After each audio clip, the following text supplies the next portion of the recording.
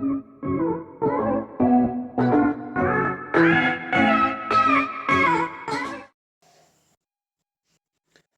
friends.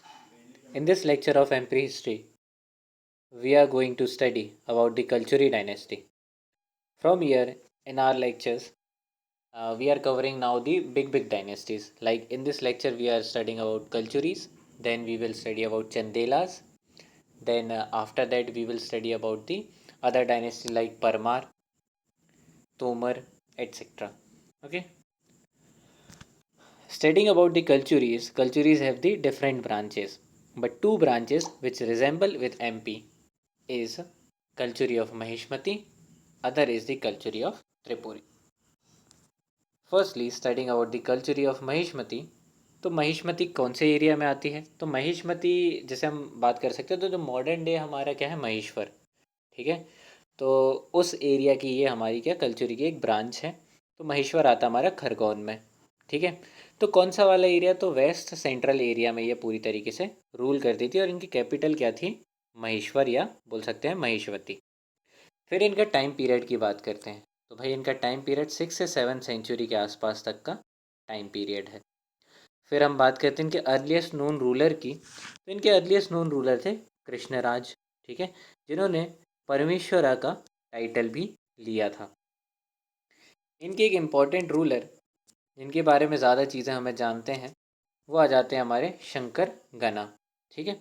तो शंकर गना ने क्या किया था? वेस्टर्न मालवा, मतलब मालवा का जो वेस्टर्न पार्ट है उसको अच्छी तरीके उसको कॉन्कर किया था। और इनके जो कंस्ट्रक्शन है वो बहुत ज़्यादा फेमस है।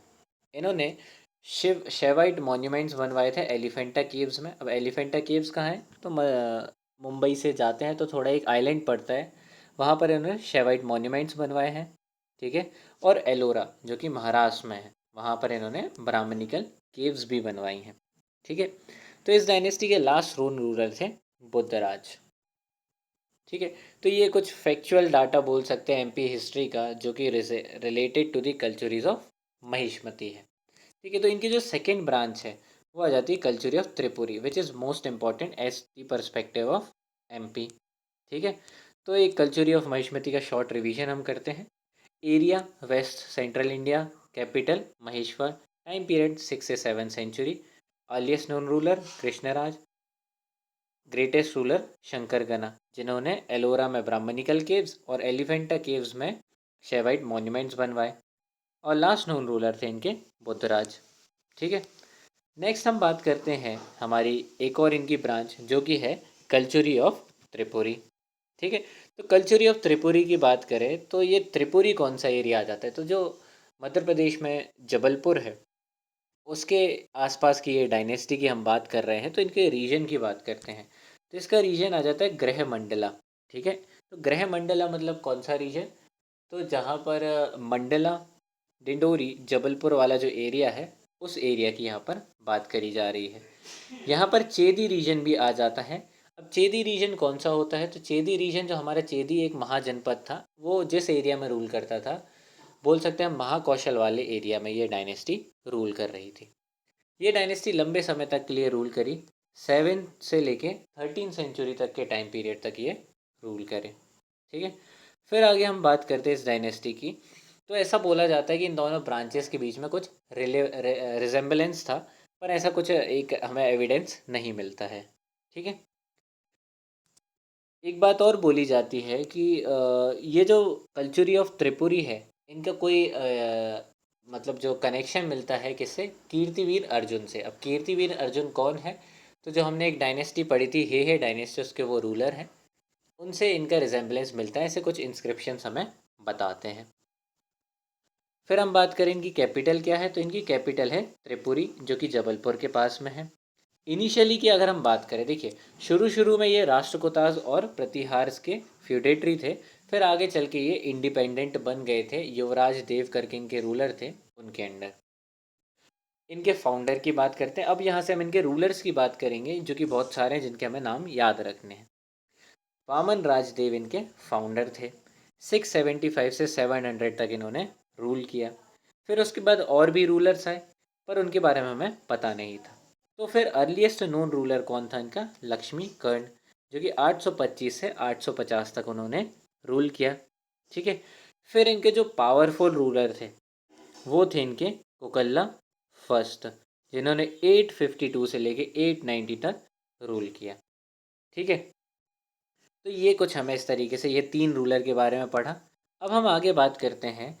तो ये पहले थे फ्यूडेटरी गुर्जर प्रतिहार और राष्ट्रकूटास के, लेकिन फिर इन्होंने 10th सेंचुरी में इंडिपेंडेंस लिया युवराज देव फर्स्ट के टाइम पीरियड में। ठीक है, तो युवराज देव फर्स्ट को क्या बोला जाता है? फर्स्ट इंडिपेंडेंट रूलर, है ना। तो इनका टाइम पीरियड था 915 से लेके 945 तक।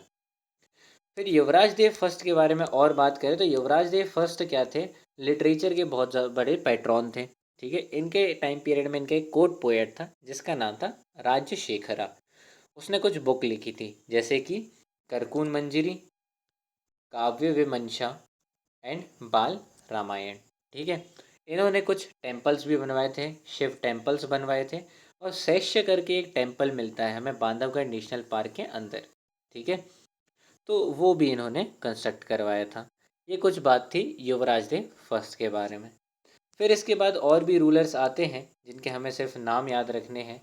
वो है शंकर गणेश थर्ड, युवराज देव सेकेंड, कोकल्ला सेकेंड। ठीक है, तो ये कुछ इंपॉर्टेंट इनके रूलर आते हैं। फिर नेक्स्ट रूलर 1015 AD के टाइम पीरियड में आता है, उसका नाम रहता है गंगेदेव।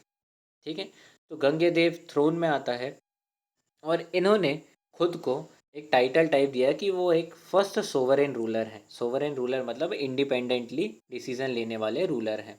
ठीक है, इनके कुछ कॉइन्स मिलते हैं जो कि गोल्ड के होते हैं और उन पर इमेजेस मिलती है हमें लक्ष्मी जी की। ठीक है, तो ये कुछ था गंगेदेव के बारे में। इनके one of the last ruler की बात करें तो वो उनके बारे में बहुत सी चीज़ें हमें मिलती हैं। उनका नाम है लक्ष्मीकर्ण। ठीक है, 1041 से लेके 1073 तक का इनका टाइम पीरियड है। ये एक मिलिट्री कमांडर थे पहले, और इनका जो टाइटल था, इन्होंने अपने आप को टाइटल दिया था, वो था चक्रवर्तिन का। अब ये क्यों जाने जाते हैं? तो जो राजा भोज जो एक परमार रूलर है, ठीक है, जो कि एक परमार रूलर हैं थे, उनको इन्होंने डिफीट किया था। लक्ष्मीकर्ण और चालुक्य रूलर एक भीमा था, तो इन्होंने अलायंस किया और राजा भोज जो कि एक परमार रूलर थे उनको डिफीट किया था।